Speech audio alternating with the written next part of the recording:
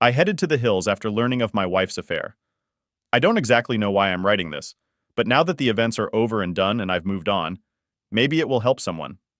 In February 2018, I stumbled upon a revelation in the mail, discovering that my 30-year-old wife was having an affair after 3.5 years of marriage. I held a contract job that required occasional travel, but also permitted me to work from home when I returned. Meanwhile, my wife held a lucrative position as the director of a technical sales firm. We had what I would characterize as a genuinely good marriage, although it became somewhat strained due to my frequent work trips and her increasingly demanding work hours. Going back a bit, I met my now ex-wife 5 years ago at a mutual friend's barbecue. We engaged in conversation, and there was an instant chemistry. Honestly, I felt like I was defying the odds by being with such a beautiful and articulate woman. Somehow. She really liked me for my rough around the edges persona. Once we dating after a few weeks, we couldn't get enough of each other and the clothes just flew off when we would meet at each other's apartments. We finally tied the knot after dating for 8 months and moved into a big apartment while saving for a house. After the initial 3 years of marriage, things began to shift. While I still felt strongly for her, I observed that she started picking arguments over minor issues. Whenever I raised concerns about her increasingly late hours and frequent work outings, she would get angry. Her rationale was that it was part of paying her dues as she climbed the corporate ladder. She insisted I had no right to question her given my own weeks-long absences due to work. I assured her that I could reduce my travel hours, and in reality, I was only going on trips for about 3 or 4 days every 5 weeks. However, our arguments remained circular and never found a resolution. In hindsight, I had no clue that my wife was involved in an affair. I would have never suspected anything if not for her persistently late work hours and the decline in our intimate life. I dismissed her fatigue as work-related exhaustion. Nevertheless, my self-esteem suffered from frequent rejections when initiating intimacy. I remained oblivious to the secret texting that I later discovered. Considering she had a company cell phone, it occurred to me that she might have been using it while spending extensive time in our spare bedroom, which she had turned into a home office. It was around September of 2017 when Kathy started coming home after work and then head off to a work engagement for the evening. This went from one evening a week to more than 3 evenings a week. I'm not that jealous by nature, but there is no way she would go unnoticed, and I know she would have to fend off some of the men at her office. Her focus appeared solely on work, particularly collaborating with male executives. My initial suspicion of her infidelity arose a month before the revelation day, D-Day. On that occasion, she made a stop at the store before returning home, and she requested my assistance with the groceries as I retrieved bags from the back seat of her car. I noticed something pink glinting from just underneath the front passenger seat. It was one of my wife's bras. I recognize it as hers, since she liked the ones from a particular apparel store. In retrospect, I now realize the reason for the red flag with the bra. When she gets in the mood, she always takes off her bra first from underneath her clothes. I don't know exactly why, but I instantly just had a sinking feeling in my gut when I saw this. I could not rationalize what her bra was doing under the seat. I just left it there under the seat. It almost made me sick. And my heart must have been racing like crazy because when I returned to the kitchen with the bags, Kathy asked if I was okay, and that I looked like I had seen a ghost. I shrugged off her comment, doing my best not to display any anger or sense of betrayal. Though I concealed my feelings that evening and the following days, I couldn't shake the suspicion. Determined to uncover the truth, I began piecing together the clues, realizing I had no concrete evidence except for the unsettling incident with the bra. We live in a fairly large city, and her work is in a downtown office building.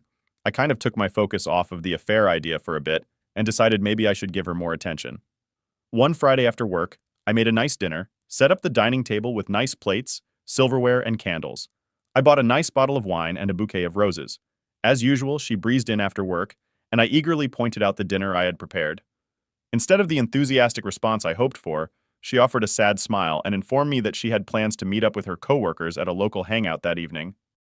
While suggesting a quick bite together before she left, she mentioned needing to jump in the shower first.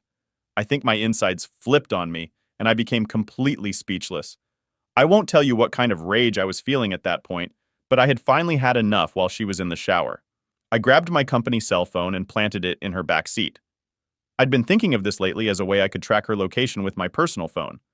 I went in and dumped the meal in the trash along with the flowers. She came back after her shower, dressed up and looking great as usual. She said, "Okay, let's eat." I told her, "Never mind, go out with your friends." She looked at me strangely and asked if I was mad. I said, I'm disappointed by you never wanting to do anything together. She became angry and told me to quit acting like a child, and that's something snarky about having a short fuse. I stood there letting all this sink in and said, foolish me. I thought you'd like to spend the evening together. For once, she just smirked at me and left in a huff. I took out my other phone and started tracking my work phone. Observing her stopping at the bar, a regular spot for her work buddies, which was about 20 minutes away, I made the impromptu decision to head out and find her car. Confirming my suspicions, her car was indeed parked in the bar's lot. Sitting across the street in my car, I waited anxiously, feeling an unsettling sense of being unlike myself, almost akin to a stalker. But I rationalized I needed to at least satisfy my anxiety about her whereabouts. About an hour after I arrived, I see her coming out of the bar with a man. He looks like one of the execs I've seen from her work. He grabs her and pulls her close and kisses her. My stomach went into knots. My body went completely numb. They head over to another car and get in together. I do my best to follow them as the car pulls out. They travel about 10 minutes away to, you guessed it, a hotel. I pull over on the street next to the hotel. I watch as they get out and head hand in hand into the hotel. I've seen enough. I'm an idiot. I start banging my fist on the steering wheel. That's it. Something inside me went completely blank, and I'm not sure if I blacked out or had an out-of-body experience when I recovered myself. I decided I needed a drink now. This is when my life took a new direction that I would have never guessed. I just started driving out of town, just reliving everything I had just witnessed. Overwhelmed with rage and sorrow, I found myself driving towards the outskirts of town, covering about 30 miles. Seeking solace, I stumbled upon a quaint bar where I took a seat and ordered a drink. My appearance must have mirrored my inner turmoil, as the observant female bartender remarked that I seemed like someone who had been utterly deflated. I have smiled and said, "You could say that." A guy takes a stool next to me and starts up a conversation. I'm not in much of a mood to talk, but something about this guy just made me feel comfortable. We start talking, and after a while, the subject of my wife cheating just tumbles out of my mind. How? I just want to leave her and forget her. He looks at me and slaps me on the back. He says, "Buddy, you are not alone." There happened to me a few years ago. I believe that sometimes these things happen for a reason. And let me tell you, your life can now change either for the better or the worse. It's entirely up to you at this point. Something about him saying this really shook me out of my glum mood. I mean, I know I'm hurting, but I've always been able to see things logically. And he is. So right now we introduce each other.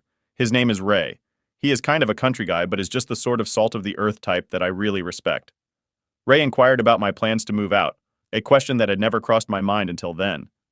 The realization hit me that I no longer wanted to be in the same vicinity as my wife. The intense emotions of fight or flight surged within me.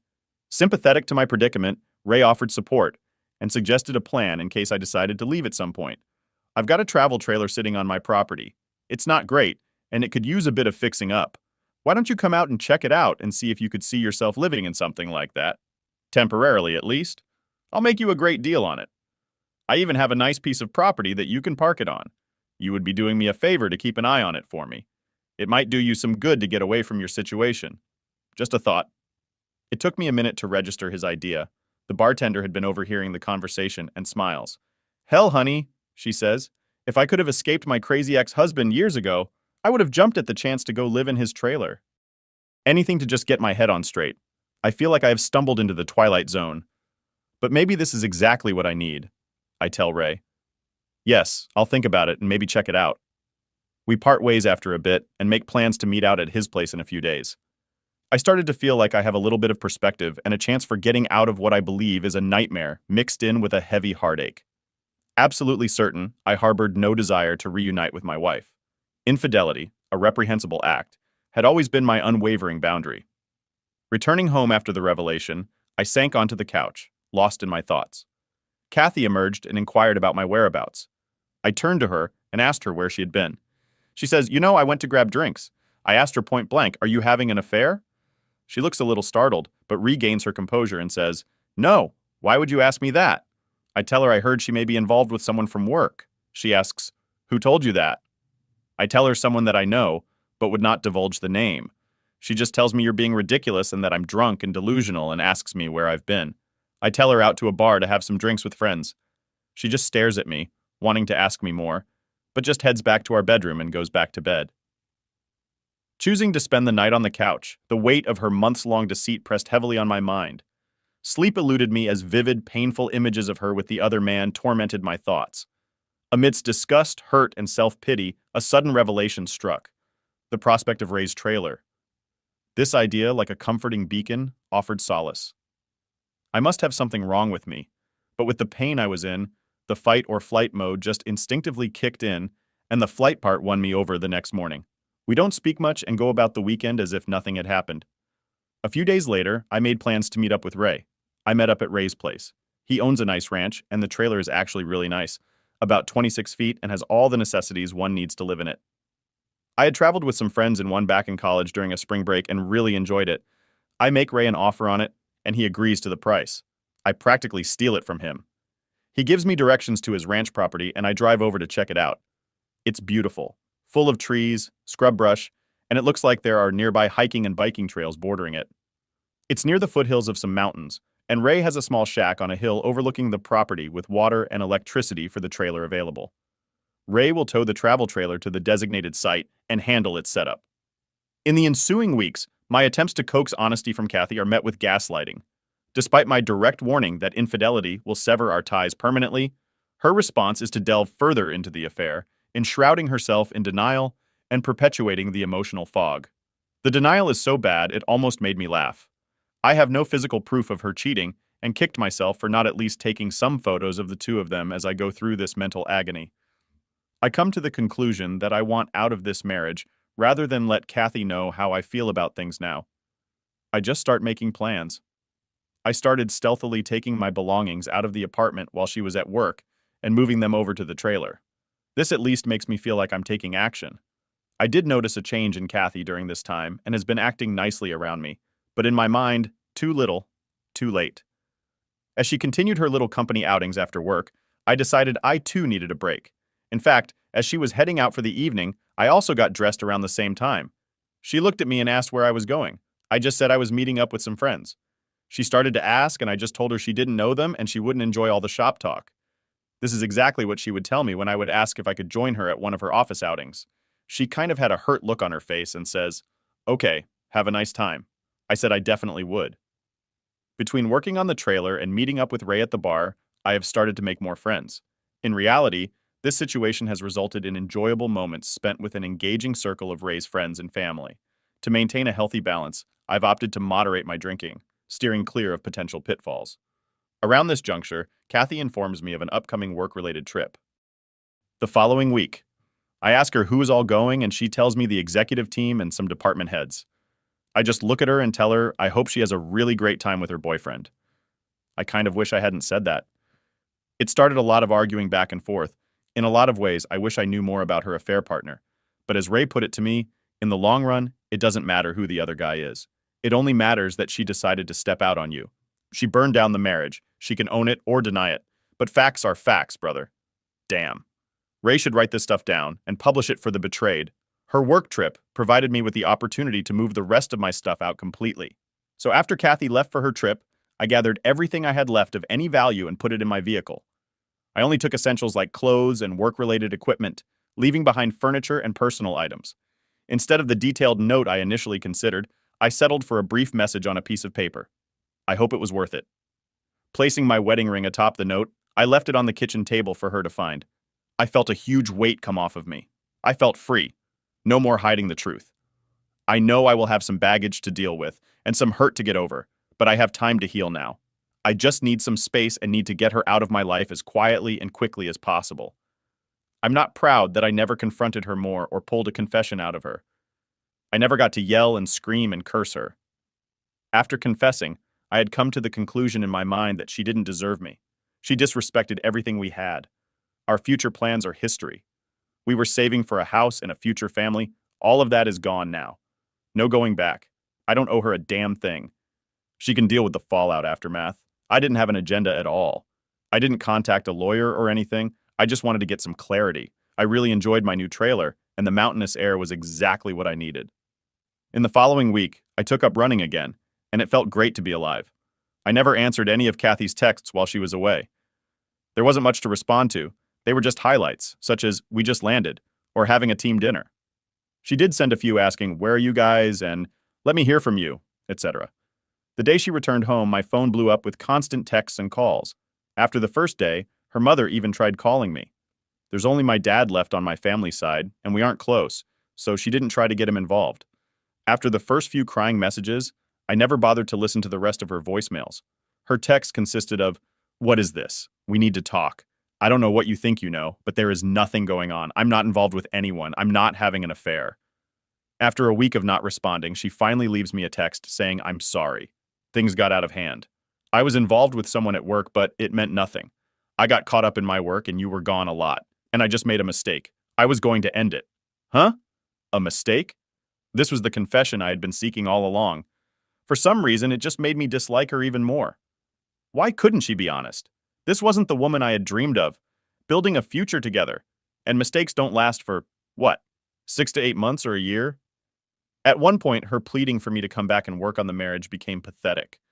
She stopped bothering me for a couple of weeks, and I continued to ignore her. I didn't want her to extract information about my whereabouts, preserving my sanctuary. However, one day, she began sending me furious texts, accusing me of being a coward, stating that I wouldn't talk to her, and claiming that I didn't care about us. "Please come home so we can talk. Where are you? I can come to you. Damn it, Paul, please. Let's talk and fix things." I don't remember all the messages, but they all seemed to be excuses and very little in the way of apologies. I let it all go in one ear and out the other. I finally changed my cell phone number. Update June 2018. Kathy sent me an email telling me she had retained a lawyer and was filing for divorce. I sent her a reply that said, "Okay, sounds good." This resulted in a flurry of emails demanding I come see her and so forth. She realized this wouldn't get her anywhere, and after a while she just wrote that if I agreed to an uncontested divorce, she wouldn't bother me anymore. I agreed, and several months later, finally, I was truly a free man. I never had to see her after I left our apartment. No closure for either of us, but it seemed like that was more important to her than to me. For a few months, I did think of her sometimes. And yes, the pain would appear out of nowhere. If a song we used to listen to came on the radio, it used to trigger memories. However, eventually I stopped thinking about her. In an update, I can happily say that I am officially divorced now. Things are going really well. In fact, I've met a fantastic girl. I encountered her while out on a run on the trail just down the hill from where I live. I helped her change a flat tire, and we really hit it off. She is amazing and cute as hell. Though a few years younger than me, she loves my lifestyle and calls me her mountain man. I'm in no hurry to get serious, but I'm not about to give up on women completely. I'm still up here in the trailer. I have no plans to change anytime soon, and I've simplified my life quite a bit. I love the outdoors. It helped me get over my ex-wife, the heartache, everything. I know everyone handles these things differently. I was lucky to not have children yet and was only into my 3rd year of marriage, so I think I did what was right for me. You don't have to live your life with a cheater. If something like this happens to you, please just don't dwell on it. Just move on with your life. It gets better after you work on yourself. I wish everyone the best life they can have. Pete, you handled it perfectly. And Ray is a ray of hope. Your guardian angel, OP, shared a small update. I appreciate the supportive comments. Unfortunately, this story reflects a harsh reality. Concerning my ex, we haven't had a direct conversation since the divorce. I receive occasional emails, but I choose not to respond. While curiosity tempted me to consider replying, I refrained. However, approximately 3 weeks ago, I bumped into a mutual friend who mentioned that Kathy was not a happy camper. Unlike me, laughter ensued. She said that my ex had told her that I will always be the one that got away, and if she ever got the chance, she would try to win me back and tell me everything that went on. I didn't press the friend for too much detail, but I do have more info that I'm a bit hesitant to share. Now to the big update. Is my ghosted ex-wife possibly tracking me down? Just wanted to update on the situation I found myself in with my ex-wife and have rewritten this about 5 times to make it legible. As mentioned in my previous post, I was concerned that my ex-wife was trying to track me down in an attempt to reconcile or something. I had moved some 2 hours from where we used to live. I saw her last weekend in a coffee shop I go to frequently in the town that is near to where I live. I was suspicious that it was not a coincidence that she was there. Luckily, I was able to leave before she saw me. Update, I came back into town this past weekend to grab a few groceries, and went to grab a coffee in the place I usually go to, as well as work on some documents I needed to fill out for work using their free internet. Exiting the coffee shop, I headed towards my truck. Suddenly, I heard my name being called, Paul. Glancing across the street, my heart sank. There she was, Kathy, my ex, waving at me. It felt like the apocalypse had arrived. Stunned, I stood frozen as she dashed across the street, expecting a hug. Instinctively, I held my arms out with palms facing outward. And she stops. She looks at me, really hurt. She then says, "Paul, I have been looking for you. I heard you moved out here and wanted to see you. Can we talk?" I feel like a trapped animal, guys. I really did. So I relented and said, "Okay, let's find a table or something and we can talk for a minute." She asks if we can go to my place, and I just flat out said no. She follows me down to a bench outside a little shop at the end of the block. She starts by saying how much I've changed and how she loves my new look, my beard, blah blah. She liked how my physique had changed, how I looked so fit. She puts on a good act in guys. She looked hot. She had on these little white shorts and a tank top and her hair in a ponytail like I used to like. My radar was on high alert and I could tell she was really turning on the sex appeal. I had to really rein myself in here and see where this was going. She began with an apology for the affair, acknowledging that karma had struck her hard. Following my departure, her company discovered the affair, creating such an unpleasant environment that she eventually resigned. Her affair partner, who had a fiancé at the time, received a reprimand and was relocated to a different position within the company. Blaming her for his relocation, he lashed out, prompting her to disclose the truth to his fiancé, leading to the end of their relationship. She lowered her head a little and started crying. I just sat there looking around, not having anything to say. She straightened up and stared at me for a bit. I asked her what she wanted from me.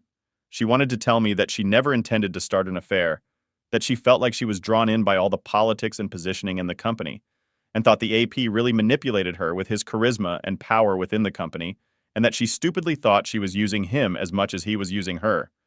She was going to come clean with me, especially after I accused her of having an affair. She hated herself during that time, and the after-work drinking was her attempt to medicate from the guilt that right after I left her, she felt so foolish, so alone. Like her heart just imploded with loss.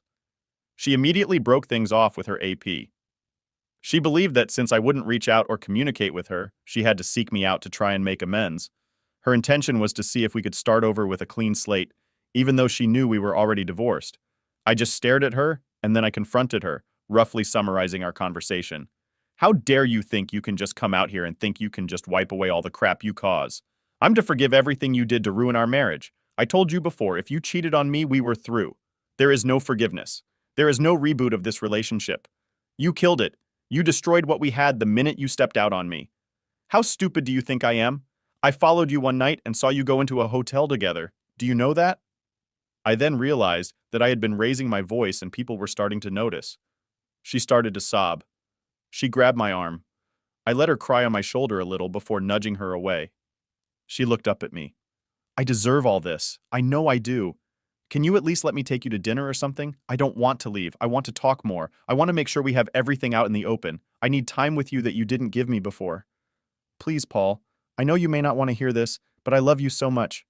She uttered, "I didn't realize how much I loved you until you left me and shattered me, and I shattered you just as badly. I can't forgive myself. I don't want to forgive myself until the day I die." Overwhelmed, she began hyperventilating and sobbing uncontrollably. In an attempt to console her, I pulled her up and embraced her, feeling that it might be the only way to possibly soothe her distress. At that moment, I realized I did actually break her heart like she broke mine. I started walking with her, and then found a nice, quiet path to walk on, and things settled down a bit. I then asked her how she found me and did she hire a PI or something. She laughed a little and said no. She thought about it, though. She ran into Stacy a couple of weeks ago and she asked her how things were going. Stacy let it slip that she saw me. Kathy made her spill every single detail. Stacy didn't want to tell her because I told her not to, but she wouldn't let her go until she did. But all she really knew was that she saw me here in town and that I lived somewhere in the vicinity. So she started coming here on her days off to see if she could find me. She really blushed when she said that. I kind of chuckled. That damn Stacy can't keep her trap shut.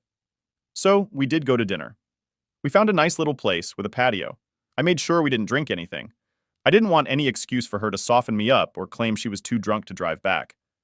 Following our emotional exchange, we engaged in a heartfelt conversation. As I escorted her to her car, she expressed a strong desire to stay, persistently urging me. Despite her assurance that she hadn't been involved with anyone else since my departure, and that I was the only one she wanted, I firmly declined. It felt far too early for me to contemplate reopening that chapter. She begged to see me again, but I was non-committal. I gave her my new email address. But that was it.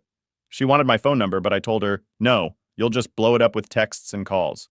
She cried about that one. She said she would be back in town next weekend if I was interested. I didn't say anything to that. She said she will email me and tell me all the details of when, where. Before she left, I asked her point blank if she would forgive me if I had done the cheating. She sat there thinking and she said yes, she would in time, but only if we saw a marriage counselor, or if we could work through the healing process with lots of talking and maybe even a binding agreement. I considered her proposition, acknowledging that perhaps in 5 or 10 years, I might be open to revisiting our relationship. She agreed to wait if that's what it would take. Holding my hands, she looked deep into my eyes and uttered something unexpected. God damn it, Paul, I will always love you and will do anything to prove it, she declared. At that, she left. I'm still so shook by that. She said it with such conviction. I still can't see myself back with her. I feel better, though. Right now, I can't even see her as in friends with benefits. Maybe a friend, but damn, I just don't know if we could ever work out again. Don't call me a chump because second chances are rare in my book. I went home and had a nice long run and a few beers and felt I was in a good place now. Can someone guarantee me that she wouldn't ruin that? I don't know. I just don't know. It's too fresh on my mind. But I have the luxury of time to sort all this out and get some perspective. Now to the second update.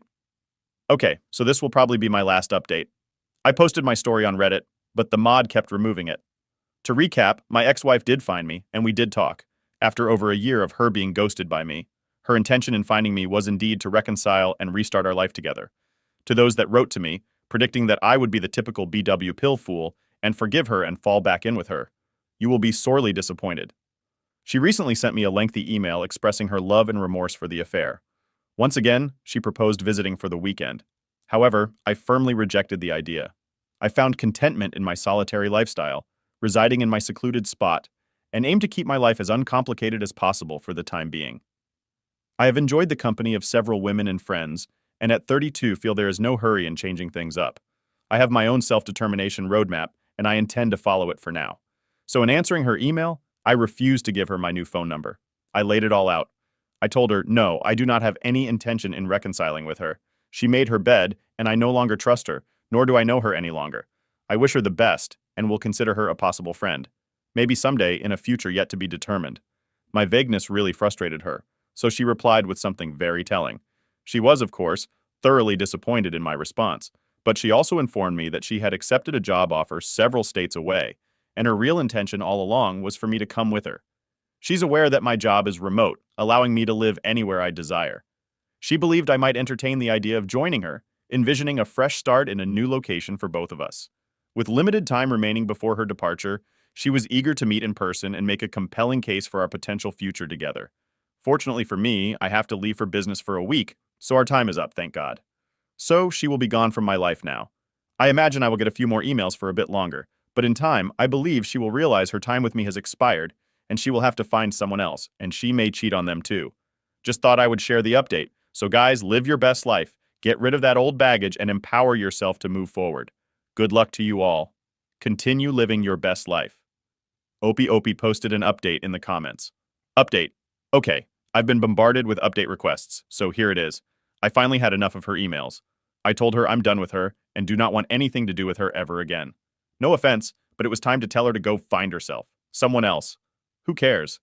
I won't go into too much detail here, but I figured if I pissed her off enough, she'd leave me be. I think I accomplished that. I've received no communication from her in several days. Today I took the step of blocking her email address, and I'm considering closing down my email account if she attempts to contact me through another means. I appreciate the messages from everyone encouraging me to take action. I'm resolute in cutting ties with her. The ghosting is back. Browse. Oh. Also, some of you have asked me about the girl who called me her mountain man while she has been dying to come visit me. So I'll see her over the holidays. We will see how that goes. Also, have another sweet lady I just met, and I'm going to go out with her this weekend. Life is good. Fourth update OP posted the latest update 2 months ago. Final word on this. I bumped into the ex at the airport, and that is where she talked to me about my Reddit posts. Not sure which one she saw since I had updates. But I'm talking a year ago when this happened. How did she find my post? A mutual friend who I shared my post with gave her the link to it. Obviously, I'm no longer friends with him as I shared this in confidence, which I thought I made clear. I now have a policy of getting rid of all negative people and drama queens I encounter immediately. Either way, the cat is out of the bag, and if it creates her distancing herself with me, then that's a great outcome. Otherwise, I have turned the corner. It's great to hear that you've moved forward and are living your best life. Experiencing and overcoming challenges can indeed be a powerful catalyst for personal growth. Wishing you continued success and happiness in all your endeavors. If sharing your story helps others reflect on their own actions and choices, it may contribute to positive change. Thank you for sharing your journey, and may your future be filled with joy and fulfillment, but it seems unlikely. If anyone's getting confused about the timeline, just know that everything between the main story and the last update went down over a 2-year span. Let's check out the comments before we wrap this up. A user wrote, "A friend of mine went through what you were going through at the moment. Only difference was he was engaged, not married. He ghosted her immediately as he found out, and her affair fog disappeared. She was distraught and went into severe depression for months. Missed him like crazy. Contacted his family and friends for months to apologize to anyone who knew. Most people condemned her initially, but she took it like a pro. I liked her, actually. She was friendly, funny, and was great to hang around with. Like she would actually make an effort to know his friends. She had few of her own while he had lots. She found him and apologized a lot. He didn't accept her, but they started chatting. He was loving his life career-wise, freedom-wise, and had lots of girlfriends. He told her that he had enough women for a lifetime. It seems like the person you're talking about was involved with women who, despite being attractive, didn't possess the same aura as his ex. Despite feeling envious and sad, the ex continued to stay in touch with him. Later, he revealed that he started a physical relationship with her without emotional involvement. One noteworthy condition she imposed was for him to be safe with others and not to engage in intimate relations with her, if he had slept with others within a week's time. So basically, he was sleeping around while she wasn't at all except him. After 2 years' time or less, I saw him with her having coffee while holding hands, while she was looking at him with devotion and adoration. I was actually glad, and when I met them, I was actually nice to her. Apparently, I was the only one who was nice to her when she came to me initially. That was 3 years ago. Now they are re-engaged and quite happy. She had actually changed. The thing is, she passed the test to redemption, according to him, which was quite painful for her, seeing him with other girls and her patience to be able to answer tough questions whenever he wanted. It appears that the person would taunt his ex about past experiences, perhaps outings or holding hands, during activities like shopping. Despite being startled, the ex would calmly respond, denying the specific experiences mentioned by the person. These incidents continued for about a year until he ran out of questions. So friends, I believe in reconciliation, but the efforts by the wayward spouse should be genuine. Good luck. Opie replied, "That's not the road I would take, but glad it worked out for him." Another reply, "That is actually a very, very sweet story. If my wife or GF ever cheated on me, the only way I would consider taking her back would be if she did something like this." Another comment, "She found out what most cheaters do not or will not understand. The grass is dead when you cheat with another cheater. The whole relationship with cheaters are built on lies, deceptions, and ego. You are doing the right thing, and that's a wrap for today." Dear viewers, don't forget to smash that like button and hit subscribe so you never miss out. Until next time, take care. Bye.